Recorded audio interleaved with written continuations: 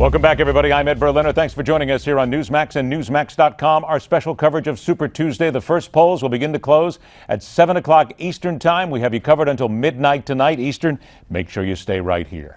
Now, we've been talking about a lot of different issues and a lot of different people. Here's two groups that Donald Trump will look you in the eye and tell you without one single doubt he will win now, November, and every time in the future. So let's welcome in two distinguished members of our commentator gene pool to get to this. She is Director of Health Policy at the Independent Women's Forum, seen and heard on numerous media outlets across the country, but none where she has more fun than the Hardline here on Newsmax, Monday through Friday, 6 o'clock Eastern Time. Great plug, Hadley Heath Manning. He is the senior writer for the conservative political magazine Opportunity Lives, focusing on immigration issues, and of whom I can confidently say, habla español mucho mejor que a mí, Israel Ortega. You got that one right every single time. I thank you both for joining us. Israel, I'm going to come to you first, my friend, because Donald Trump, as I said, will look you right in the eye and say, Hispanics love me. Latinos love me. They'll vote for me every single time. But wait a minute. Hang on a sec. I've got a poll sitting here in front of me that says that only 11% of Hispanics nationally think that they would vote for Donald Trump. All right. Where's the disconnect here? Yeah, I think it goes back to Nevada, where he did get a good number of Hispanic support there, but the pool, the sample size was relatively small. So I think we'll know tonight. You know, exit polls coming out of Texas, for example, may tell us how much support he actually has with the Hispanic support in Texas. But I see that hard. I think Ted Cruz is going to do well with Hispanic Republicans in Texas. But again, I think we'll see. I think the Nevada was just one small sample size, and we'll see just how much support he actually does have. Okay, but let's balance that, though, because Donald Trump will say, and other people will say, that he will likely and could do very well with the Hispanic voters because he will be talking to people who are residents of the United States, who are citizens here, who are of Latino extraction or history, and they fear job competition from the illegals coming into this country. So they will then go right to Donald Trump and say, you're the only person who can protect us. Doesn't that bear at least some common sense to it? It's possible, but I think what will happen is he'll break even. So let's say he may get some Hispanic support from folks who are attracted to Trump's message, but he's going to lose some other Hispanics that would otherwise vote for the Republican candidate. I'm in Colorado at the moment. I've been talking to Hispanic Republicans who are telling me that they're not going to vote for Donald Trump. They otherwise would vote for the Republican candidate, but because it's Donald Trump, they're not going to vote for him. So I think at the end of the day, you could see him gaining some new Hispanic support, but then losing others where he otherwise could have gotten them. Hadley Heath, let me bring you into this. And before we move on to the women's side of things, let's talk about this for a moment, because there are people out there who say that Donald Trump is this, Donald Trump is that. They hate him. They can't stand him. They spit on him. But guess what? People will vote for him, and he likely is going to run the table, except for Texas tonight. So I wanted to get your take on this. There is a disconnect right there. Why do we have that disconnect, and what creates that people will say, I'll follow Donald Trump to hell. I don't care where he takes me because he's the right guy. That's right. Donald Trump is a very divisive candidate, but just because you're divisive doesn't mean you can't win. So the latest Fox News polling shows 42% of even Republican-leaning women say they would never support Donald Trump. But by the same token, you have many women and many men who are supporting Donald Trump. So he cuts both ways. I think many of the things that are attractive to Donald Trump, that he says things like he tells it like it is, and he presents himself as a strong candidate. He's also a political outsider with no experience in public office. These are the same qualities that also turn people off to him, that his talk can become too crass or too vulgar, and he can be off-putting to certain groups of voters. So the things that people believe will turn voters off to him often even ignite the fire more behind the base of support that Donald Trump has accumulated. All right, now let's talk about this then from a fact-based side of things. And I know some people won't be happy about this, but let's deal with the facts here right now and what we've heard. Hadley Heath, this is to you, and it comes down to the female vote. Donald Trump has called Arianna Huffington unattractive both inside and out. He talked about the pretty picture of former Playboy playmate Brandy Roderick dropping to your knees.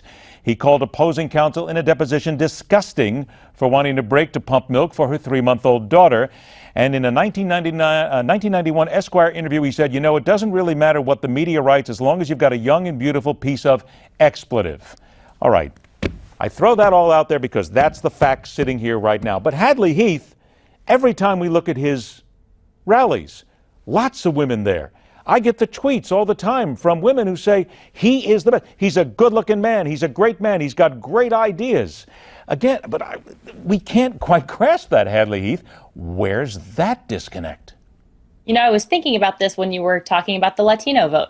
Latino voters, like women voters, shouldn't be considered one voting bloc. You have many different types of women in the United States, and if we look back at the general elections of 2008 and 2012, Republicans lost the White House in large part because they didn't carry enough female votes. They lost the female vote by 13 points in 2008 and 11 points in 2012. They've got to narrow the gender gap to something under 10 percentage points if they want to win the White House. And the bottom line is, the GOP isn't performing poorly with all women. They're performing most poorly with young single women and women of color. So they've got to look to changing the voting patterns among those groups if they want to recapture the White House. And you're right, many of these comments from Donald Trump are going to be most off-putting to the women in those groups of voters. Israel, I think Hadley Heath just hit on something here when she talked about not one voting bloc. Is it not fair to say that when it comes not just to women, Israel, but when it comes to the Latino vote in America, we too often look at it and say, okay, here it is. Here's a box. Here's the Hispanic vote. We don't understand that that vote is broken up. We're talking about Latin Americans. We're talking about Spanish. We're talking about South Americans. We're talking about, there's Cubans. There's so many Mexicans. It's not the same. You can't put it in the same box. Absolutely, that's absolutely correct. You're talking about a very diverse group of voters. I mean, a lot of them, you know, in places out here out west, you have Hispanics that have been here for generations, and so they're not concerned about maybe some of the issues that newer Hispanics are concerned about. And so I think that's right. Whoever the Republican candidate is, has to keep that in mind, and the one size fits all approach is not going to work. One interesting thing, though, there was a poll that Washington Post did last week, and the big headline, of course, was that Hispanics don't support Trump. But there was about a majority of the Hispanics that were polled said they were able to recognize that some of the comments that Trump was making about immigration did not represent the entire party. So I think that shows you the level of maturity within that demographic, that voting bloc. And so I think for politicians to sort of just assume one thing about Hispanics, I think we're seeing evidence that that's not true. Here's something else. Most of the polls, or I should say some of the voting on the East Coast, ends at 7 o'clock Eastern Time. We're looking at that in about 23 minutes from now. Here's a CNN politics update. More than half of GOP voters in most southern Super Tuesday states, according to early exit poll results on CNN, said they feel betrayed by the Republican Party. More than half.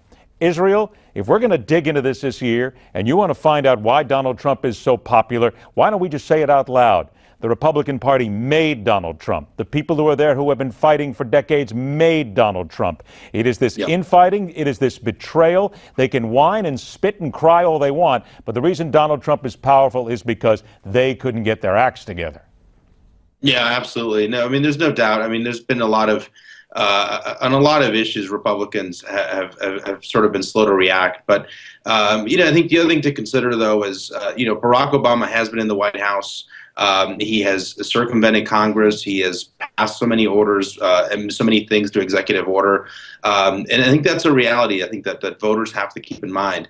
And that's why I think this election is so important, because if Republicans don't nominate someone who is going to be elected, who can win a general election, we're going to see more of the same. And there's more frustration that conservatives can expect. Hadley Heath, Israel brings up a great point. I don't want anybody to think that we're not going to bring Barack Obama into this, because let's face it, takes two to tango every single time. But when you hear something like this, more than half, these numbers grow. I remember at one point it was 30%, then it's 40%, now it's 50%. We're going to get to a point eventually where 60 or 75% of the GOP electorate's going to be sitting out there going, you guys are the ones who betrayed us, so we're going to pay you back. So do we not have to say that at least the Republican Party's got to take their responsibility for this in basically putting Donald Trump right here where we stand tonight?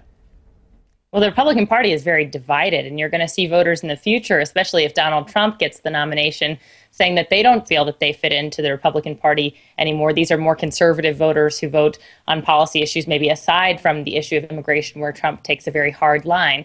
So when it comes to, who created Donald Trump, he's attracting a lot of voters who aren't typically involved on either side of the aisle. These are disaffected voters, some of them more moderate, some of them were registered as Democrats until just recently, and they've come to the polls to support Donald Trump. So, of course, voters feel disaffected by the establishment on both sides of the aisle. We're seeing Democrats struggling with that in their own primary contest. But more importantly, the questions for those voters are, why do they feel betrayed by the Republican Party? Are they not conservative enough? Are they not getting things done? Are they not winning the White House? What are the failures that bother voters the most? And certainly, from there, that would dictate what strategies the GOP would take in terms of attracting these voters back into the fold. 20 seconds to you each. First, Hadley Heath. If Donald Trump does as expected tonight, if he does become the Republican nominee, we hit the convention in November before he actually is anointed, do you see a civil war brewing? Oh, absolutely. And it's been brewing for a long time. And I would say I do not blame Donald Trump, the man, the personality. These divisions have been in the party. He's just brought them out. And I guess, Israel, to that end, you probably would agree that the Civil War is coming, but is it time? Is it necessary? Yeah, I think so. I mean, I think you can't just continue ignoring the elephant in the room, and I think it's clear that, particularly on immigration, particularly on trade, these are issues that the party has to deal with, and right now there's big divisions, and I think that the sooner that the Republicans have this debate and hash this out, the better off they're going to be in the long run. The polls are going to start closing in 20 minutes. We're going to start getting our answers tonight. Israel Ortega, Hadley Heath Manning, always a pleasure to see you both. Thanks so much for joining us. And don't forget, we're going to be here until midnight tonight Eastern Time throughout the evening with our various hosts, a lot of guests, as we cover Super Tuesday. Now, we're going to round up the pregame with Tea Party matters and a word from the Rocky Mountains, where there's some voting and caucusing being done tonight as well. Stay with us right here on Newsmax for our special Super Tuesday coverage.